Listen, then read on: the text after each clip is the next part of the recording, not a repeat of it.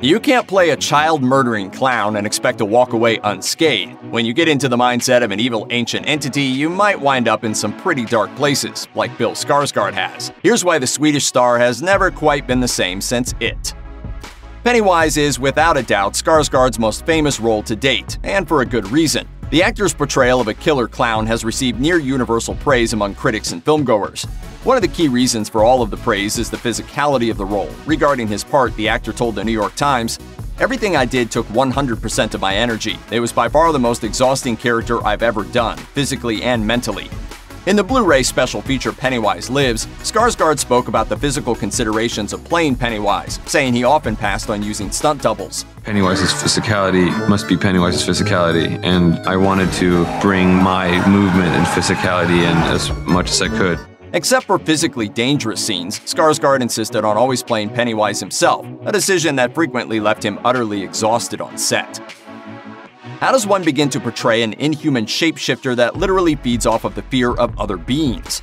One way that Skarsgård went about this was to think about how Pennywise interacted with the other characters in the film. Skarsgård told Entertainment Weekly, "I liken every character that I do to a relationship that you're in. Pennywise and Bill go into this sort of relationship together, and I'm trying to figure out who he is, and I have to devote so much time and effort to this other person, or thing in this case, and that goes on for months." In an interview with Collider, Skarsgård further elaborated on his approach to playing Pennywise, telling them about how he tried to get into Pennywise's head to better understand the creature, saying, "It really enjoyed being the clown. He preferred to take the shape of the clown. Obviously, that opened ways of thinking. Why does he prefer being the clown? But also there is this sense of enjoyment. The entity that is It is enjoying being the clown." There were a lot of abstract ways to look at it. I tried to take all of those into consideration when I embodied the character. While Skarsgård managed to scare audiences around the world, his fellow actors also found themselves frequently unsettled by Pennywise while working on the film. Because the majority of It surrounds Pennywise with the members of the so-called Losers Club, many of the scenes require Skarsgård to work directly with child actors. To keep the children's reactions as realistic as possible, Skarsgård tried to stay in character whenever he was working. He explained to Interview magazine, "On set, I wasn't very friendly or goofy. I tried to maintain some sort of weirdness about the character, at least when I was in all the makeup." Additionally, when he was in costume, Skarsgård was kept completely separate from the other actors playing his young victims between takes. Because of this, the children had no idea what Pennywise would look like in each scene. Bill recalled when he realized just how effective the separation tactic was. He told Interview, "This one kid started crying. He started to cry and the director yelled action, and when they say action, I am completely in character.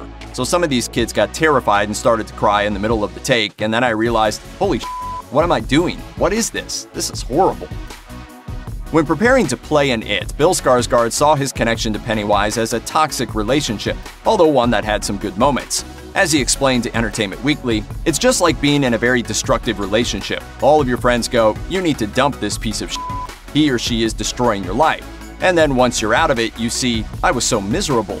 But I wouldn't say I was miserable doing Pennywise because I had a lot of fun with it as well." Considering the emotional toll of playing Pennywise, it's no surprise that Skarsgård felt relief after filming for It concluded. Every scene I'm in this film is just 100% energy at all times.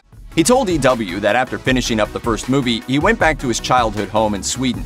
And one day, he was visiting with his mom, enjoying the coffee and the company, when he suddenly realized that he was free from Pennywise. He explained, "It was a very quick shift of just feeling better, like, oh my god, I'm relieved that I don't have to deal with the darkness of the character. I likened it to an exorcism, him exiting my body and getting rid of the Pennywise toxins." Skarsgård's Pennywise didn't just scare moviegoers. Skarsgård himself was haunted by the killer clown even after filming concluded. He told Entertainment Weekly, "I was home, done with the movie, and I started having very strange and vivid Pennywise dreams. Every night he came and visited." Skarsgård further elaborated on the dreams, saying that they generally took one of two forms. In one, he was having to deal with Pennywise as a separate entity. In the other type, he found himself as Pennywise in weird situations, like out in public with people staring at him. Though the thought of Pennywise haunting someone's dreams is without a doubt a terrifying premise, the actor sees his nightly visits from Pennywise in a more optimistic light. Skarsgård believes these dreams are his psyche attempting to, quote, let the character go. Despite these dark dreams, Skarsgård thinks he's in a good place. As he explained to EW, "It was amazing. It's a daunting but exciting thing to sort of revisit him again. I'm good with it."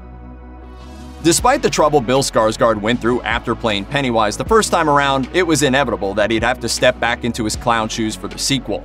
After spending so much time and devoting so much emotional energy to being free of Pennywise, Skarsgård told Collider in an interview that he didn't have any trouble getting back in touch with the dancing clown. As he explained, "I was surprised how much of the character was just there already. I could instantly access him again, like it was yesterday that we wrapped the first one.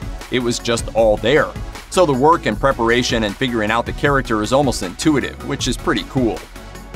Check out one of our newest videos right here. Plus, even more Looper videos about your favorite horror movies are coming soon. Subscribe to our YouTube channel and hit the bell so you don't miss a single one.